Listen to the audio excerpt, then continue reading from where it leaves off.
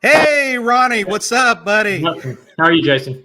I'm good. It's Jason White, my little buddy Ronnie Leatherman, here coming at you from Tulsa, Oklahoma for episode number 7 of Into the Fire. It's going to be an exciting night tonight. We've got this young lady by the name of Alexus Gage, who I am super stoked to have her on here. I mean, she's definitely there. She is. She's going to be awesome. Fortunately, we were able to get her on here. We had a little technical difficulty, but we came through, actually, due to the help of Amanda behind the curtain, thankfully. Man, how's your week been, buddy? It's been a little hectic here and there, just stuff going on around the house. A few things I had to do at work. Had to go help Auto on a deal, helping SID on some stuff, but got it all worked together and kind of calmed down. Anything big going on for you this week? Anything special?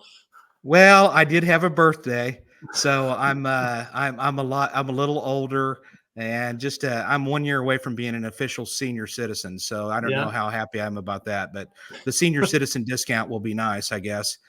So there's a couple of things that happened in the news that I just kind of wanted to mention. I thought this would be fun to mention it.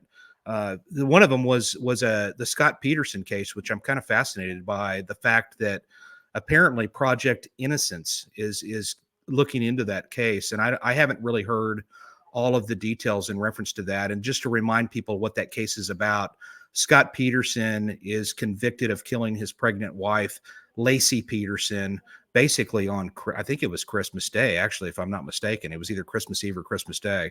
And that happened up in Northern California. And his attorney, Mark Garagos, he's kind of one of those high-priced, famous attorneys that you see on occasion on some of these major cases, but apparently he's talked a little bit about it. I haven't really had an opportunity to research that particular case, but I do find that fascinating, that case is kind of looking at the possibility of being revisited. And then the second one is really, I'll preface it by saying this once again before I even mention this case. Anything I say here is not necessarily endorsed by the Tulsa Police Department. This is going to be a freedom of speech moment where I'm going to speak as a citizen. But there apparently was a 32-year-old woman that was let off with 2 years probation and 100 hours of community service for stabbing her boyfriend of 3 weeks 108 times in Ventura, California. So I don't know who this judge is that did that, but it's kind of in the world of being a moron, in my opinion. And I'm super shocked that that actually took place. And furthermore, the prosecutor in this case actually charged this person with involuntary manslaughter, which in my opinion is equivalent to that of second-degree manslaughter here. Wouldn't you agree with that, Ronnie? That's what I'm thinking. Yeah. As far as the statute, I did see that and read a little bit about. As far as the first one, the Peterson thing, I saw the headline, didn't read anything about it. But as far as that other one, the stuff I read, there was apparently that lady was under the influence of marijuana and had some type of psychotic event. And then fascinating defense. Yeah, and then once the cops got there, from what I read, she stabs herself. I think it said in the neck, and then the cops had to like fight her and tase her to even get her in custody. So I just feel like there has to be more to that than just, okay, I stabbed me 108 times, stabbed myself, so let me have some probation and I'll go pick up some trash or something. That just seems crazy to me. Yeah, it's pretty crazy. And if that's the world that we're going into, then I think that the people need to start waking the F up, because that's crazy. So anyway, 108 times, that's nuts. And that is, it just really bothered me when I heard that story. And that's why I really wanted to mention it. It was just kind of stupid and crazy. So anyway, I'm not going to even mention that person's name. They're not worthy of even having their name mentioned on this show. And hopefully they're going to get impeached or not voted back in. That's crazy town all the way. Unfortunately, we don't have that here in Oklahoma yet. So yeah, anyway, I'm just trying to think. 108 times, I think, like I said, what I read, if I remember correctly. But there was one of my cases. It seems like someone got stabbed 60 or 70. Another one there was 30 and 40, and I mean that was crazy. But just to go over 100 and just get some probation, I don't know. I don't understand it. I'd be interested in seeing the rest of the story. Yeah, me too. And anyway, so she's got the luckiest it's pretty lucky anyway. And then the final thing I'm going to mention just real quick, I think this is kind of exciting, and I don't know that we have the pictures or not, but I will mention this. The name of the show, just to kind of briefly mention this, Into the Fire. I know Ronnie and I have had discussions. I was kind of put to the point where I had to make a decision really quick. And I chose the name of this because, to tell you the truth, I really, really was wanting to use a song by the band called Saving Abel. And the song is called Fire. And actually, I was kind of talking back and forth through somebody else that knew them. And we were kind of trying to work that out. And when it came down to the final moments where I had to make a decision of the name of this, I just went ahead and went with it. And then the band told me no for some reason. And so I was really bummed out because I freaking love that song, but I was bummed out. And so their lead singer of many, many years by the name of Scotty Austin, he said, screw that. I'm going to write him a song personally. And so Scotty ended up doing that. I've heard kind of most of the song, and it's not ready yet, but I've heard most of it. And here's kind of the cool part is that Scotty Austin, his drummer, Stephen Pulley, and another guy in the band by the name of Jason Boatwright, they all just recently rejoined the band Saving Abel. And if you're not I'm telling you right now, I went and saw them in Missouri. Scotty's going to continue on with his solo career, which has those two guys in the band with him. You talk about rock the freaking house. I'll tell you something. I'll tell the listeners something about me is that if you want to know something interesting about me is that I love music, and I think Ronnie does too. Who's your favorite band? Foo Fighters. Right. So, and I love them too now. These guys are awesome. They're so awesome that they're back in Saving Abel, and this is a band that has like 500 million hits on one of their songs, and they're going to be touring all over. So if you get a chance, check out Saving Abel. They're actually being sponsored on their solo career by these guys. Crazy.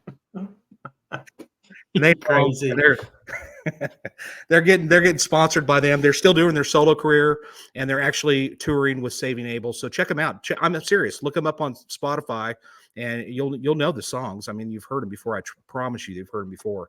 So anything else going on? No, just I think it's starting to warm up a little bit here. It was been super cold here in town for a while, for about a week, but yeah, I'm ready for spring myself. But no, I'm interested to hear what Lexi's got to say here. That's we've obviously dealt with the Emmy's office hundreds of times over the time we worked together and all that stuff, and they have a interesting job, and they do. I've never really had an in-depth conversation with many of the investigators. So, it's always just been specific to the case we were working, and then we kind of everyone went on their separate ways. So I'm interested in this. I am too. So let's get to it. I'm going to talk a little bit about who Lexi Gage actually is. She graduated from the University of Central Oklahoma in 2020. She's a baby, Ronnie. She is a youngster. Okay. She's a young Jedi. But anyway, she graduated in 2020 with a double bachelor's in forensic science and criminal justice. She's been with the medical examiner's office for 7 years and started working at the medical examiner's office in Oklahoma City in 2017 as a part-time lab assistant. In January of 2020, she went full-time as a death investigator, and she's been an investigator for 4 years. She's also, and this is super impressive to me, that basically she is a coordinator for the college interns, which that's got to be super fun. Man, that's got to be just tons of fun right there. I love that stuff. And that she's also the coordinator of the mass disaster team. And also, I don't know if she's the coordinator, but she's got it in here that she's with them. Maybe she's with the mass disaster team. Maybe she's the coordinator. She'll clear it up. And also, she's also with the wellness unit, and I think she is the coordinator of that, if I'm not mistaken. Between the years of 2020 and 2022, there's been a couple of scenes that she has been involved in that were extremely hard to work with. And in 2022, she had a scene that pushed her to the breaking point, and Oklahoma City Police Department wellness unit was out on this particular scene as well. The next day, they held a debrief for their officers, detectives, and crime scene unit that were involved in that particular case. And they had called her supervisor and encouraged her to come to the debrief with them. And at the debriefing, she quickly realized when she thought she was actually okay, that she actually wasn't. And I'll leave the rest of it for her to tell us about it. But I'm going to tell you right now, I want to introduce Lexi Gage to the show. There she is. Thank you for joining us. I got to tell you, the thing about Lexi is you're a member of the IAI, right? International Association of Identification. No, actually, I'm not yet. Last year was my first year to go. Okay. Well, you're going to be a member because we're going to make that happen. Yes. That's going to be.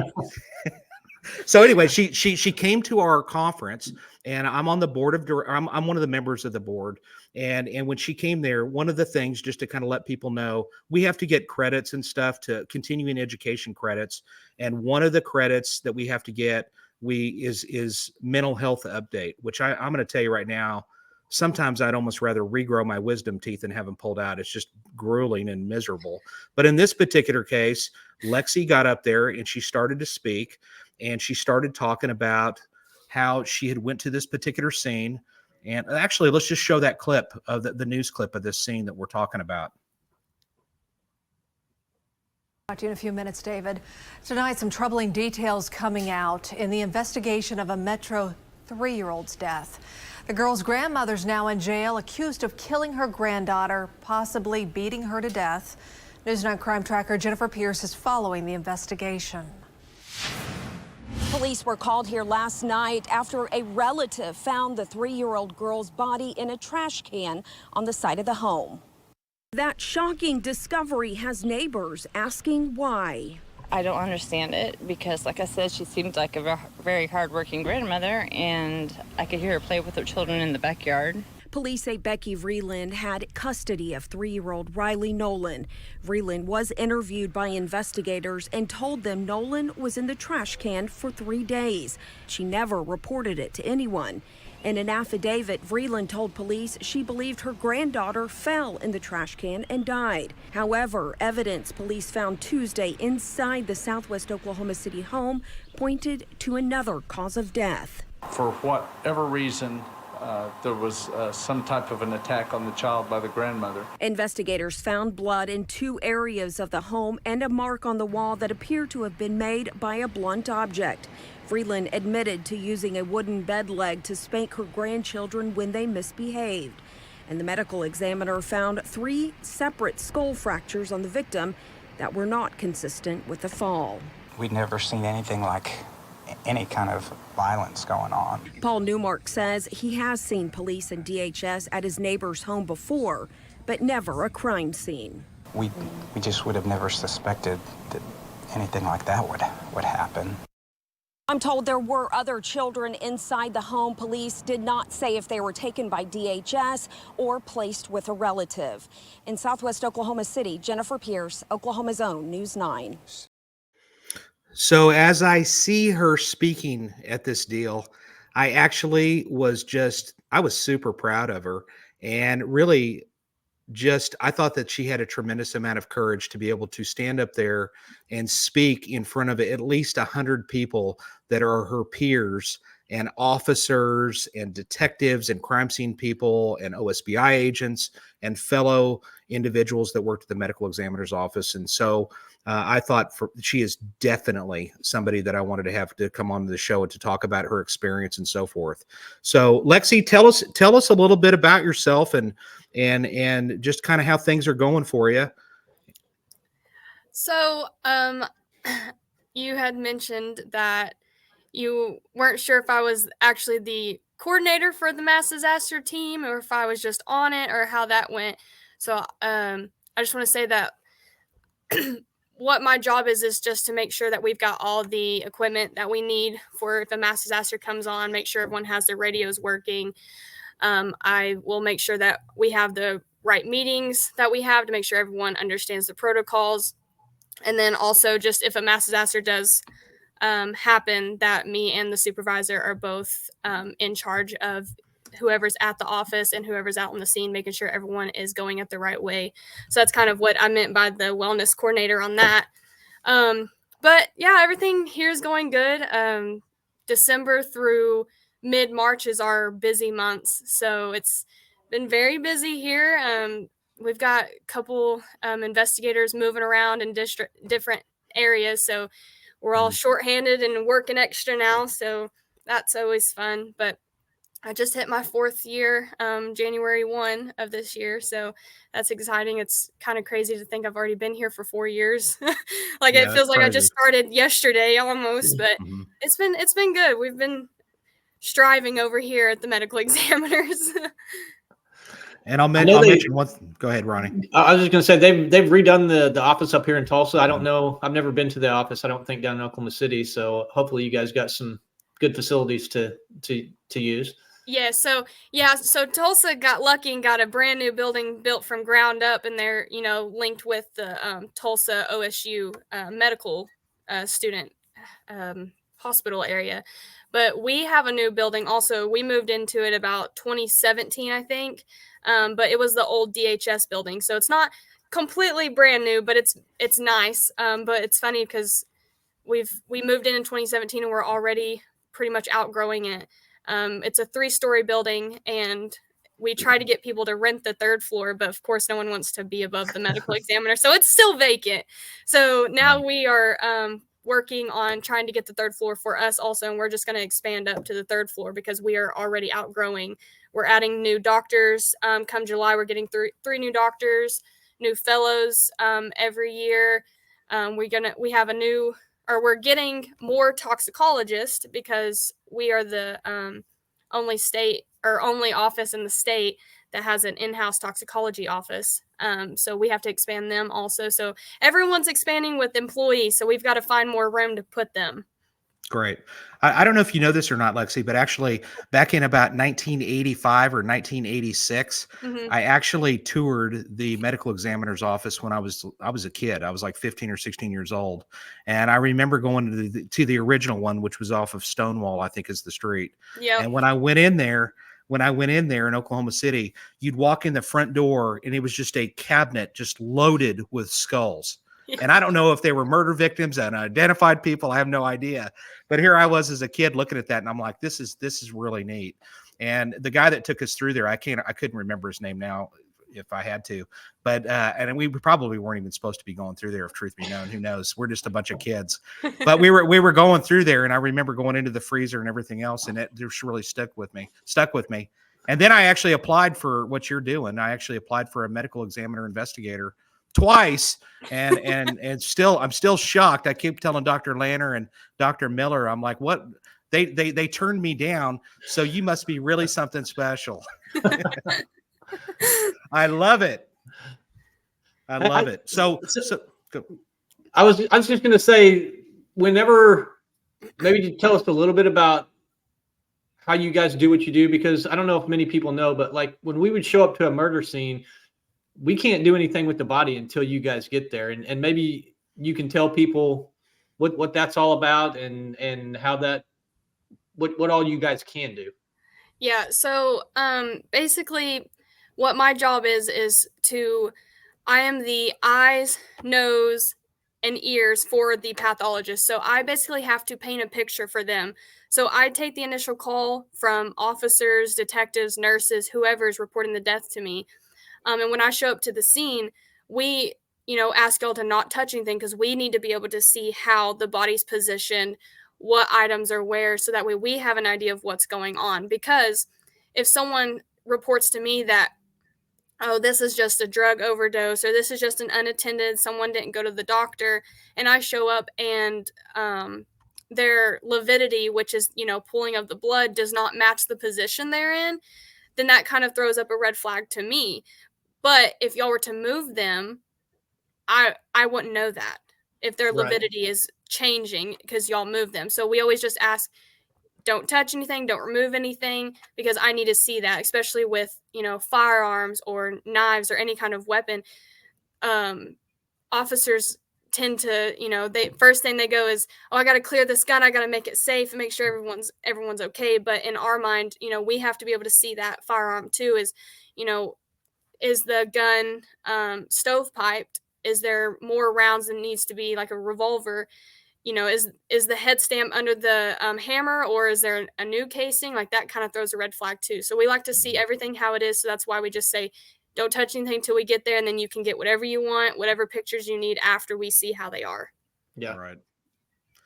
Yeah, I think it's interesting. I really do. I think it's definitely an instrumental position that works well with us, etc. So that's just to kind of clarify that, is that we can't touch the body. The body falls under the jurisdiction of the medical examiner's office, and of course, there's some famous cases that exist out there. Making of a Murderer is one of them, where they didn't call the coroner's office or the medical examiner's office. West Memphis 3 is another one that I can think of. We don't do that. You have to call them, so they need to be in charge of that. So that's just the way it is, state law. Yep. So once, let's say, okay, this murder happens, you show up and do your stuff, the cops show up and they do their stuff. After that, do you have much interaction with the detectives after that, or are you just having to deal with case by case with the medical examiner only? So it's kind of, it goes both ways. So since it is, if I was linked to that case and I was the investigator, I am still on that case. So if doctors have any follow-ups, they need additional photos from like crime scene unit, or, you know, if y'all interviewed family or suspects or witnesses or anyone, they need a follow-up, then it's my responsibility to call you all and get that information and ask more questions if the pathologist needs that. But I also will be linked to other cases that aren't mine, because once the body is brought to our office, we have to collect evidence for that too. So that means, you know, getting clothing off of them, swabs, hair, just bullets, all that out of the body. So then I'm now linked to that case for that also. And I have to do follow-ups for that as well when it comes to contacting the law enforcement to let them know, hey, your evidence is ready, you need to come pick this up. And then they'll ask me, you know, what injuries were found, what did the pathologists find, and all that. So I'm kind of linked in both ways, but I do have to continue with that same case on until it's done. Okay.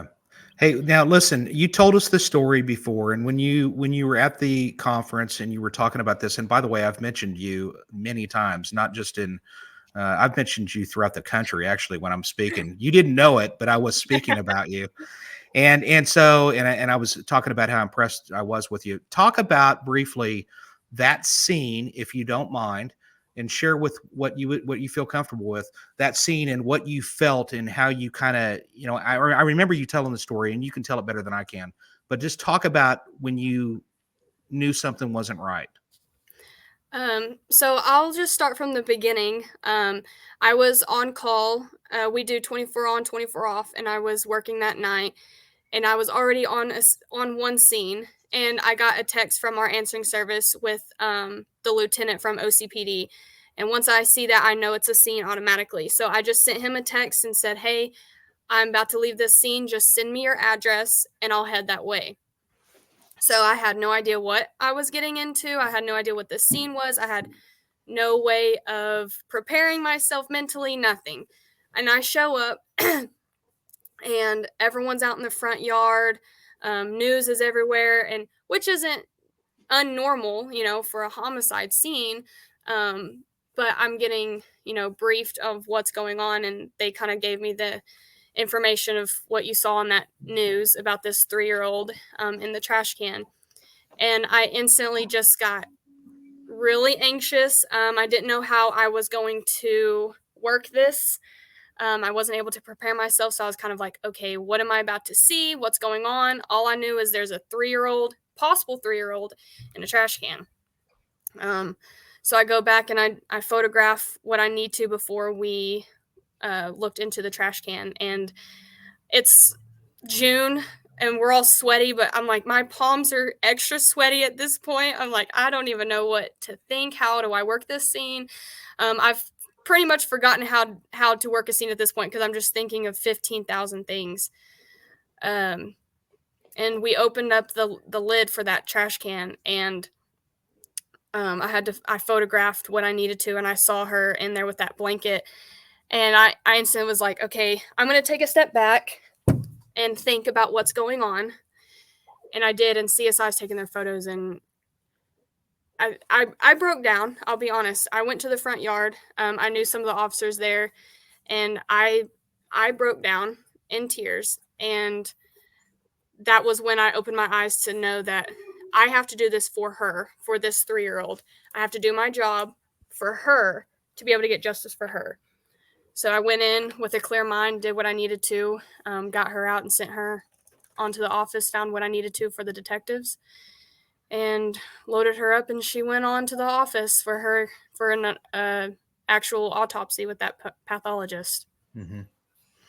And so the next day, I think I remember you also saying that did you feel something different at that very moment when you were at the scene? You're removing her and you're putting her into the, I hate to be graphic here, but this is just the way of the world. Yeah. But basically, you're putting her into the putting the child into the body bag. Mm-hmm. But I think I remember you saying something that you felt almost instantaneously that something wasn't right. Is that right?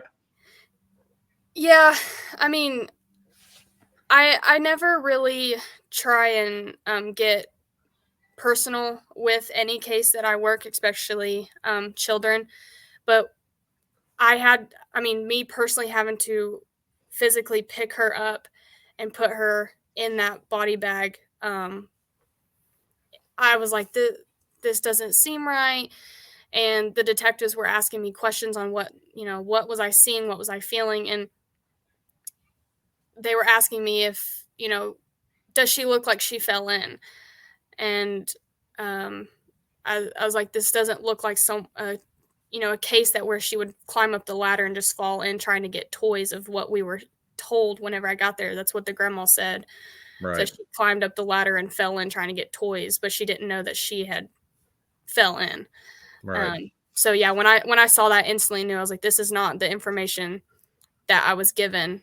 And not to say that the detectives reported it wrong, but the information from her that they were getting from the headquarters that didn't match up to what I was seeing. So yeah, I had a gut feeling that this wasn't going to be just a missing 3-year-old child in a trash can. This was going to be something more, and it ended up being a lot worse than what I thought.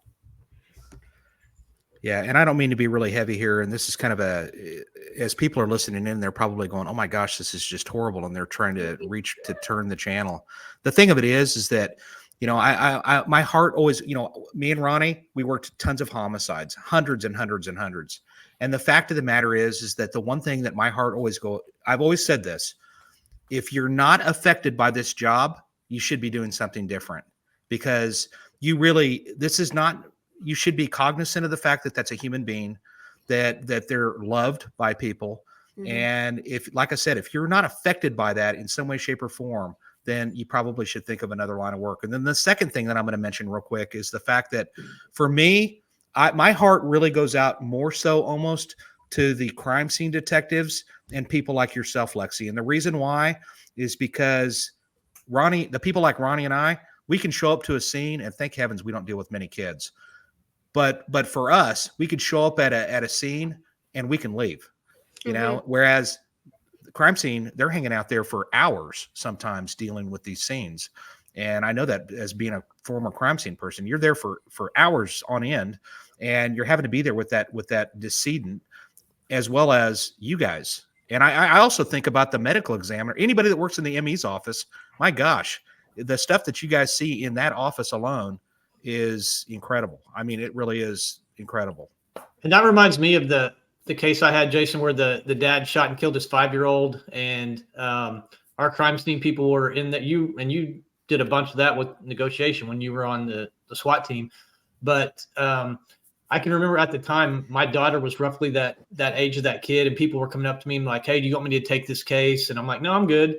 And then people kept asking me stuff, and I'm like, man, I'm fine. I was in there. I saw what I needed to see, and I'm focused on this dad now. But I said, people need to go talk to the crime scene people, because they were in there for hours with that little 5-year-old laying in that bed. And there was countless people. I told our administration everything. When Jason and I were on a CERT team, basically like a wellness team, and I kept telling people, hey, you guys need to go worry about those crime scene people, because they were in there, infinitely longer than I was. So I can't thank you enough for the stuff you've had to see and deal with. And I agree with what Jason just said 100%.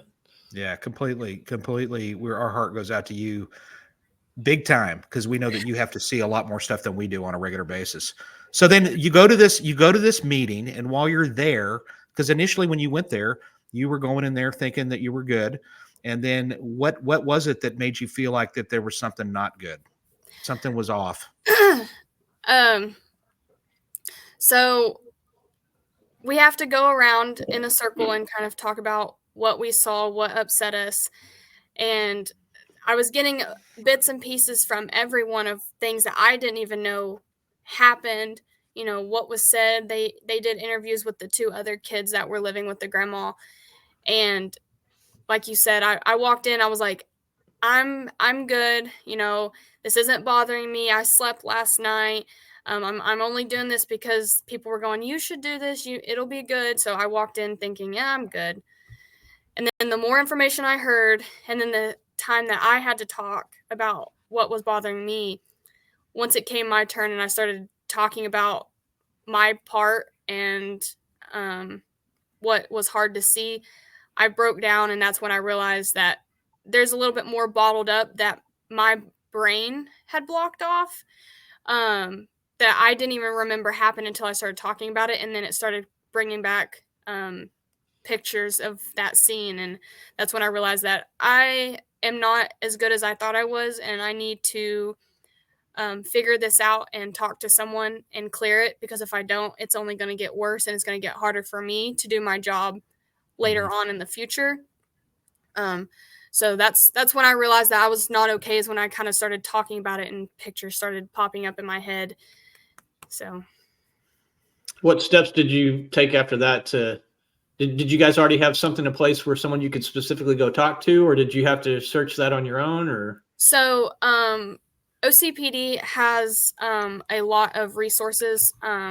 Their wellness unit is amazing. And they actually did a 2-step debrief. So they brought us in the next week just to work on ways of coping and breathing techniques.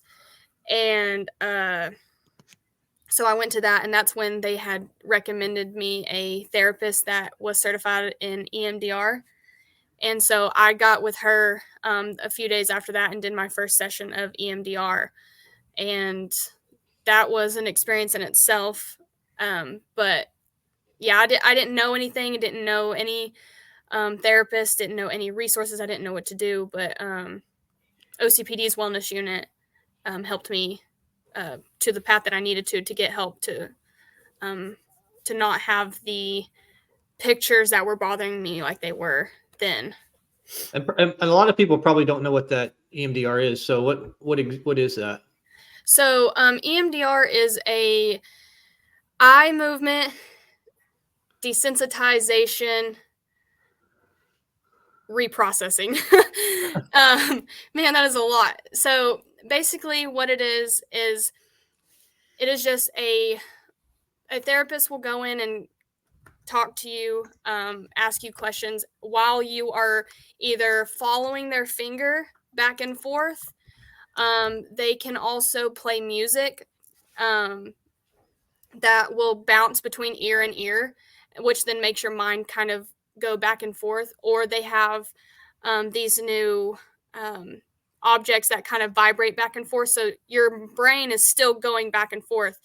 And the science behind it, I have no idea, but it works. It is the craziest thing ever. But it's amazing, because when I went in there, she was tapping on both of my legs. She would go back and forth, asking me questions, telling me to, replay the scene, go in, picture what you were going through. And every time I went in, right before I would go in the backyard where the trash can was, it would go black. I couldn't see anything. And we had to keep going back and forth to make my brain see that so I could process it. And then by the time I finally was able to do that, she would go back and ask me, how do you feel when you see that? And so I would tell her, I was like, I feel anxious, like I feel sick, like I don't want to do it. And so she would make me walk up to it and basically rework the scene again. And then after that, she was like, okay, what is something that makes you happy? Like, is there an animal? Is there a color? Like, what is it in your life that you like? And I love llamas. I don't know why. I grew up loving llamas, so that is my obsession. And I was like, I like llamas. And she's like, okay, replace what's bothering you with llamas. So that dang trash can was a llama in my head. So we replayed that scene again, and I walked up and I saw no trash can. There was a llama standing there. And I started laughing, and she's like, "What are you laughing?" And I was like, "Well, there's no trash can now. There's just llamas." And she was like, "Awesome. That's great." Like, so I was able to process that scene, see what I needed to, and then replace it with something that is going to make me happy. And what it is it doesn't make you forget. It doesn't replace it completely. It just helps your brain process what it was that was bothering you, because your brain is going to shut off trauma. So when you go through trauma, your brain just shuts it off and forgets it and makes you think it never even happened, because your body doesn't want to go through that. So that's kind of what EMDR is. It just pushes you through the process of reprocessing what it was that was bothering you and help you realize what happened and that it is okay. EMDR is great for like if you've been in a car accident, or a house fire, or some kind of abuse, or anything that's traumatic in your life. It helps with that. It doesn't always help the first time or the second time or the third time. You may have to go months and months and months, because you're going to keep opening up trauma every single time. You may not even think you have trauma for that long, but it's just going to keep opening it up. So it's going to be a longer process for other people. And then for me, I did EMDR twice, and it helped me at that point. But like I said, it could take one time, or it could take months and years, but it does help. And everyone that I've talked to says that EMDR is amazing, and no one understands the science behind it. And some people say it's witchcraft, but it works. Yeah. Let me ask you this. Go ahead, Jason. No, go ahead. Well, I was just going to ask you real quick. Go ahead, Ronnie, because I was going to say that we have that capability here through our wellness program here with TBD, and there's a lieutenant on our police department who had a horrible incident that I won't get into. I don't know how much he wants it talked about, but he did that EMDR, and it worked for him. And so you and him are the only two people that I've ever heard that have went through it, and both of you speak glowingly of it. So it'd be interesting to see how helpful it has been, and how long it takes, and how many people have been benefited from this, because I just don't know. The little I know of it was from that other guy, and he, like I said, he spoke real highly of it. Yeah. And I do know. All right. So the one thing I was going to mention real quick, throw up the EMDR music, and let's throw this up there right quick. Now on that, this is for the listeners. Now you come to this program, you didn't pay to be here, but you're getting something that's super valuable, and it's priceless, actually, information. A couple of the things that I learned about that Lexi was talking about, and this is stuff that you can do on your own, 100% free. You don't even have to go to a doctor's office or anything like that. You can literally go to YouTube, and you can play EMDR music while you're sleeping at night. And if I understand this correctly, Lexi, and correct me if I'm wrong, but it's like basically allowing your brain while you're asleep to kind of absorb whatever's going on. It kind of helps your brain reset while you're listening to this music, I guess. And that's kind of what it does. So not only that, but also, Amanda, throw up the EMDR. Well, actually, it's the sense, whatever, I've got it on there. Yeah, there you go. So basically, aromatherapy also has an EMDR or a benefit, and this stuff is super cheap online, super cheap, and it helps. And I'm sure for you, Lexi, listen, like I said before, Ronnie and I get to show up to the scenes, and we get to get the heck out of there. You deal with sights and smells, the smells that you probably smell for days. I know I have before, literally. And that aromatherapy, no doubt, helps with that. And then the final thing I'm going to mention real quick is those little toys, the handheld things like that. And I threw those up there because when you guys spoke at that, and the doctor spoke about that, do you have one right now? Yeah. When you spoke about it, and you have one, why for right now? Why do you have that right now? Tell me. So this actually stays on my badge. So if I go up to any kind of scene, or even if I'm just sitting here at the office and I start feeling anxious, I will start messing with this, and it brings me back down to a more calm level. I wouldn't say it takes my stress away by all means, but it does bring me back down to a more calmer level, to where I can kind of think better. And it's the same with the aroma things. I have a bracelet on my scene bag that has aroma scents on it. And that's something else that you can do too, is if you're kind of getting stressed out, you can take smell that bracelet, and it'll kind of bring you back into reality and bring you back down to a less stressed level, so you can think better. Because a lot of people will wear, one on their wrist and they can just kind of smell it. But unfortunately, I have a small wrist, so that bracelet doesn't work for me, but it's on my scene bag. So yeah. Man, that's great stuff. I'm even learning more today that I learned from you the first time, honestly. yeah. And this is why because this just isn't for people that are first responders, people that work in the industry of death. We're talking about nurses. We're talking about people that maybe have been, just like you said, in a car accident or something like that. This is stuff that, and I love this because I know for a fact we've got people that are watching this from all over the world, and this is stuff that you can do, and even at a very, very low cost, and things that even in court, though, that toy that you were talking about, Yep. People that have to testify maybe in a case, it's maybe not a bad idea for like kids, especially, to hand them like one of these toys that they can kind of have in their hand while they're testifying in court. I just think this stuff is really powerful. Ronnie, she'd said something about, actually one of the questions that I had, one of the questions that came across was that, do we think that some of these cases of today are more, basically more grotesque or over the top? I'm going to tell you right now, I had an assignment. I went to UCO actually, also, Lexi. I went there for one of the many colleges I went to, and just kind of as a stop for a few classes, and then I went somewhere else. But while I was there, I remember a project that we did where we actually had to go back and look at the newspaper clippings from the New York Times back in like the 20s. And there was gruesome murders that were happening in the 20s. There were gruesome murders that were happening in the 30s. And so the same kind of stuff was happening throughout time. It's just that now we have the internet and everybody get it like right now, and they hear about all this craziness. I'm not saying, I do think that that society is actually becoming a little bit more desensitized. I noticed you have that dog there. So you're at the office, aren't you? Yes. And is that a dog that stays with you, or is it for everybody? She's my personal dog. She's not certified. She's just here. Okay. I didn't want her sitting at home, so she came with me. I know with the police department, it has become a lot more acceptable to kind of reach out and ask for help whenever people need it. And like I said, Jason and I were on that CERT team. We've got another group called Peer to Peer, unless the name has changed. That's big on the police department.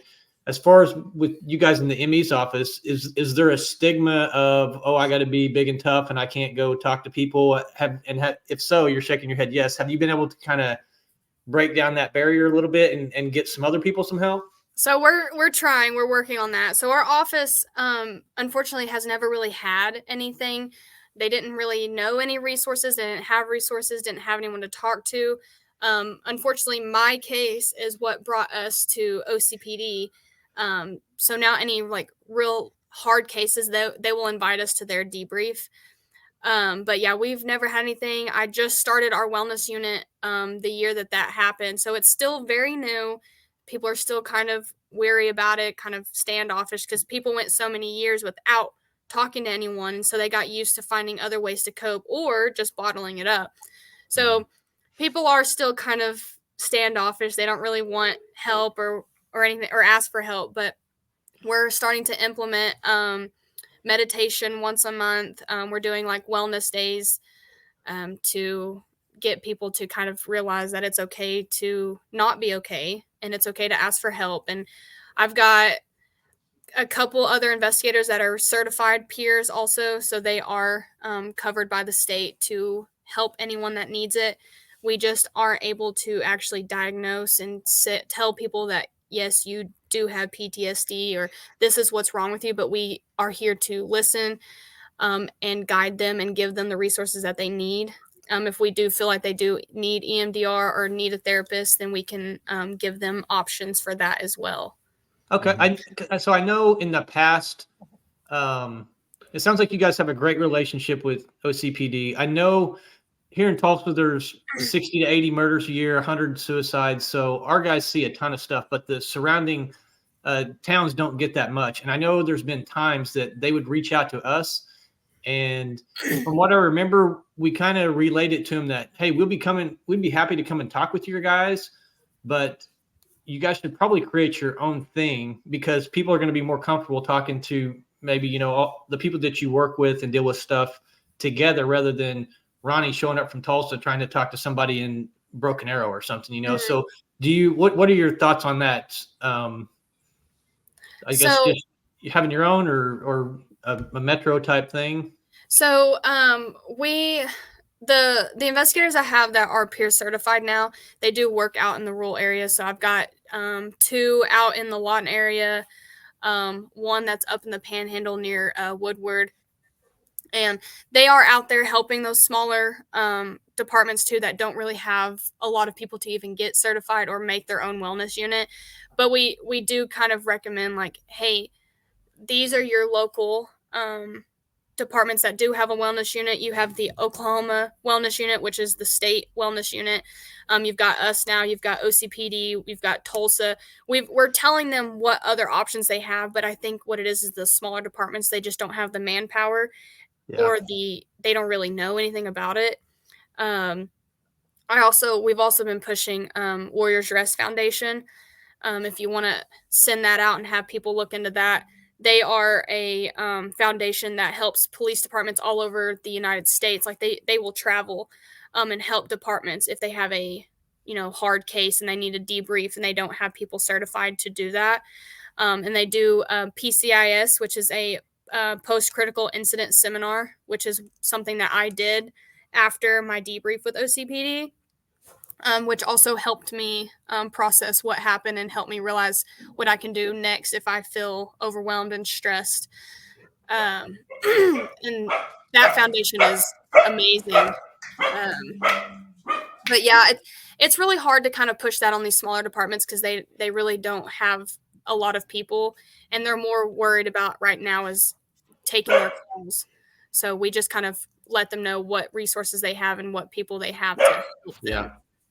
And Jason, do you know what's the name of that group that Nathan's kind of a part of? I think it's law enforcement or military specific, but is it the Mighty Oaks or something? Yep, Mighty Oaks. That's it. So and we have that on our apartment. It's all free. It's all free. And the thing that Lexi, I know that she's been associated with that organization that happens to be free, and actually they provide free hotel as well. And that's actually, I think that was started from a guy that he got robbed like 12 or 13 times. Him and his wife had a jewelry business or something like that, and the both of them got robbed. Am I right, Lexi? Yes. So he actually, that's ERAP. So that's right. He's actually a bank. He owns quite a bit of banks, and he's the CEO of some of them. But ERAP and Warriors Rest are now partnered together. So ERAP is still a program, but they're partnered with Warriors Rest now. So it's just going to be one large foundation rather than 2 separate ones. Now, Amanda, throw up my contact information. If anybody wants any additional information in reference to any of these programs that are available, there you go. You can feel free to reach out to me, and I'll at least give you the information in reference to the ERAP. They actually specifically handle Arizona and Oklahoma. I think that's the 2 main states that they're really handling, although I've handed out their brochure in several other states. So they may have gotten some phone calls from others. Too. Okay, good. Yeah. So Missouri as well. Yep. But I'm sure that there's programs like this that exist in many of the other states. Ronnie, she said that llamas was her happy animal. I'm curious, is what's the happy what's the happy thing for you, buddy? I want to know. What's the happy thing for me? Yeah, I mean, what would your llama be? Man, you're putting me on the spot. I guess I would just have to go with the dog. Okay, a dog. That's cool. Yeah. All right. So, listen, Lexi, I cannot honestly. Hey, why did you want to do this anyway? I'm just curious. When I look at you, I just don't see a death investigator sitting in front of me. You know what I mean? What was it about this business? And I mean, is this what you're wanting to continue to do, or are you wanting to grow up and be a homicide detective like us? I mean, what is your main goal? Maybe a pathologist. Yeah, I've changed my mind so many times. No, my stepdad, he is a police officer, and growing up, I did quite a bit of ride-alongs with him, and I still am actually a very nosy person. I need to know what's happening, what's going on, why it happened. Um, so I liked all of the interesting cases and just being right in the middle of it. So I first thought, I was like, I'm going to go be a police officer so I can be right in the middle of it and know everything that's happening. Well, the older I got, the more I realized that I don't do well with people when it comes to them yelling at me. Confrontation is not my thing. And so people yelling at me and pointing weapons at me and all that, that's just not something that I want to go through. It seems very scary. Kudos for y'all. Thank you for what y'all do, because I could not. But I still wanted to be in the middle of it. So my family grew up with some of the funeral directors down in Ardmore. I'm from Hilton. And I did an internship with a funeral home down there, and was like, I kind of want to be in the death industry. I just don't know which route. Do I want to do funeral? I knew some of the investigators down there, down south. So I knew kind of what they did. And I saw my first dead body, and I was like, oh my gosh, that is not at all what I expected. Like, I've been to funerals and everything, but that was not anything what I expected. But also at the same time, I was like, that's so cool. Like, I want to be right in the middle of that. I want to do what they do. I got to work a scene with them, kind of see what they do, and that was fascinating. Then when I transferred to UCO in 2017, I was there like a month and a half, and I saw that UCO's forensic thing posted a job opening at the medical examiners, and so I applied and realized that, yep, this is where I'm going to stay. This is what I'm going to do. So good. Well, I'll tell you what, the Oklahoma Chief Medical Examiner's Office is absolutely lucky to have you. And I'll tell you what, I've been in this industry, and I've been a cop for a very, very long time, longer than you've probably been alive. And I'll tell you what, that's why I'm so impressed with you. And I see great things in your future. Ronnie, any final thoughts? No, I appreciate, again, everything that you've done, and thanks for coming out here and educating me even more than, like I said, I knew a little bit about this stuff, but it's interesting. Thanks. And I would just encourage people that don't let your pride or your ego get in the way. Whether you're in law enforcement or not, if you need help with something, then don't be scared to ask for the help. That doesn't make you less of a person or weak or anything like that. So there's someone out there who can help you. You just got to be willing to take that step. Yep. Well, your parents did the right. You know what? Your parents raised you right. So you let them know that. I'm sure they're watching. I mean, I already know better. Listen, and I'll tell you something else.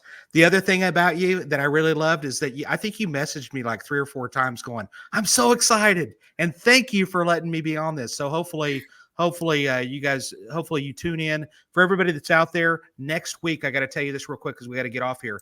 Thank you again, Lexi. I appreciate you, and Ronnie appreciates you. Next week, we're going to have Tad DiBiase. He's also known as the Nobody Guy, former federal prosecutor, author of the Nobody Homicide book, and he is super, super knowledgeable when it comes to nobody homicides. Gosh, I think we had an awesome night. Anything else? All right. Listen, thank you. Thank you again, Lexi. I really can't say enough. I appreciate it. And maybe we'll have you on in the future if this thing turns out to be a hit and people keep listening. All right. See you guys. We'll be back next week. Take care, everybody. Bye.